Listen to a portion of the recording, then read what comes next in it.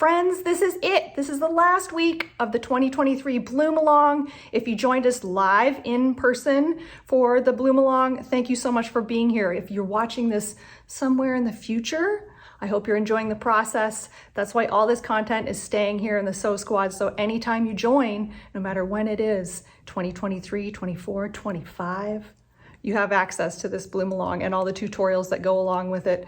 All right, this is it. We're taking our quadrants, we're rotating them around, and we're choosing our final layouts. The big decision day is here. It's gonna be a great week. I can't wait to see everyone's finished bloom tops. Let's get going. Hello friends, this is it. It's the last week of the Bloem Along. You've all done a fantastic job. I'm just gonna tell you that right off the top. No matter where you're at in piecing this quilt, I'm proud of you. And keep going if you're not finished. There's no pressure. All the videos will stay here forever in the Sew Squad. And this week I want to talk to you really about finishing options, okay? So I always feel like quilting is a very personal, this whole journey is a very personal journey for each person, right? And so when we add on top of our patchwork, when we add quilting to that, a whole other layer of creativity, I really feel like it's a very personal choice, what you like and what you like to see and how you like to embellish your quilts. I'll show you this first bloom, okay? This is my very first bloom quilt.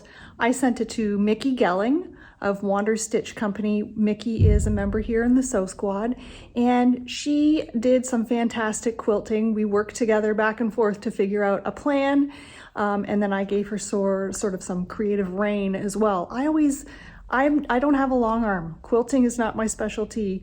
Patchwork is. So when I send my quilts to long armers, I like to give them some creative input, but then I also love to see what they do with my quilts. So Mickey chose a panto for sections of this quilt. So you can see here, this is like a pantograph in the center medallion. You can see she switched it up and she did this like really beautiful custom quilting. So we did pantos in certain sections, and then these really beautiful, I'll zoom in a second so you can see, but this really beautiful special quilting to highlight the center. And normally, also for thread color, normally I'm always like, just use gray, medium gray, blah, blah, blah. But this quilt is so bright that I did want to highlight some of the quilting, and I did want to make it stand out. So Mickey chose this really amazing, it's like an electric reddish pink color for these, and a really beautiful yellow for the center. So she sort of chose opposite thread colors to what the fabric color was to really make it stand out. So let me just hold this a little closer so you can see. Okay, so there's the center. I also want to point out when we're looking at the center, you can see those orange peels have a little bit of the outer purple fabric still showing. So you don't have to have these peels going right against each other. If you don't have that, that's okay. It still looks fantastic. See, as I back up further, you're not looking at all those tiny details. You're looking at how fabulous the quilt is because it's finished, right? And then here's the blueberry. I call these the blueberries, okay? And I really do love this highlighted quilting with the stitching. So while this one has some customization in it and it's a somewhat dense quilting, I would say I wouldn't go any denser than this. The other quilt that I sent to Sylvia at Honeybee Quilt Studio, who was our week 8 sponsor, who is also giving 20% off for anyone who sends her a Bloem quilt to quilt, which is fantastic. I will post in this post the 2 E2E designs that I'd chosen for my other bloom. You let me know what you think, but Sylvia is going to pick one, or she might suggest a different one. We'll see, we'll find out. The 2 designs I chose for the second bloom are fairly organic. I think that a lot of my quilts have a lot of hard lines. The bloom is an exception. It does have lots of curves, as we all know. And I just think that organic quilting, or like soft, curvy quilting, really lends itself well to quilts that have a lot of hard lines in them. So that's why I chose the ones that I chose. Also though, There are some chunky seams in the Bloem quilt. As those of you who know, who've put this together already, there are some places where there's a bit of thickness, right? So I don't really want dense quilting. I don't want to have an issue where I send it to a long armor and they're trying to quilt it and they hit some really dense spots with their needle. So I like to keep the quilting fairly open, right? So I do like medium to large open space quilting. Another option, if I was quilting this at home on my own, I always just do straight lines.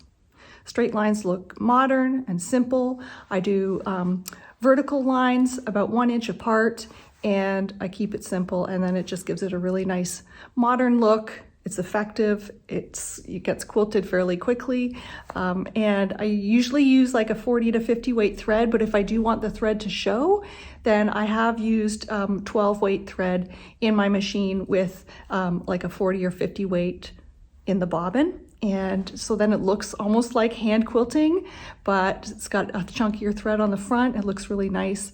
It definitely highlights the thread more. So that's an option too.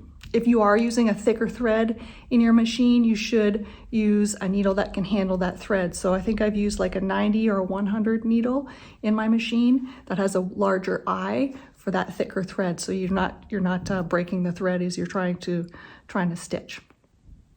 And then once you have it all quilted up, you'll need to bind, which there are some quilts I have in my stash that are all quilted up. They still don't have binding on them. I'm very bad.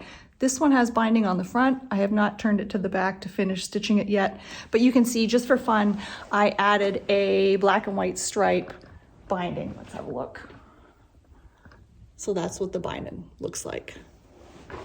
It just adds some extra woohoo to it. Yeah, so that's up to you what you want your binding to be. I like to coordinate it with the quilt or make it sort of stand out as an extra pop. That's a personal choice too. And most importantly, please, please, please, when you finish a quilt, put a label on the back with your name and the date. Don't forget to mark your work, right? Sign it. Make sure it's got your name on it so that if it does travel on a journey through time and space, when somebody gets that quilt, they know who made it and when it was made. That's really important. Maybe at some point I'll do a post about different ways to label your quilts. That's something I just thought of right now, so that would be a good thing to chat about, but be sure to label your quilts, okay? So that's it. There's Bloem. I hope you all had so much fun. I really enjoyed doing this so along with everyone and seeing all the progress. Keep posting photos, keep sharing. Don't forget this week, if you share any post where you're at, reshare a photo you shared last week so that you can be entered in the final giveaway, which is a Smart Pro iron from Oliso.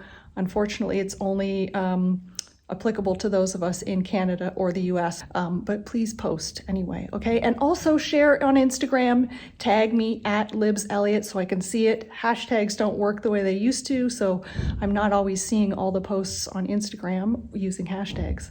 So be sure to tag me in your posts and then I can share it with everyone else. All my followers can see all the hard work we've put in over the last 9 weeks. I really enjoy doing this with you, and yeah, happy blooming. We did it. We did it. And if you haven't finished yet, you're doing it. And I'm here for you. I'll keep cheering you on, keep posting, keep asking your questions. And yeah, that's it. Great. Great job, everybody. Woo!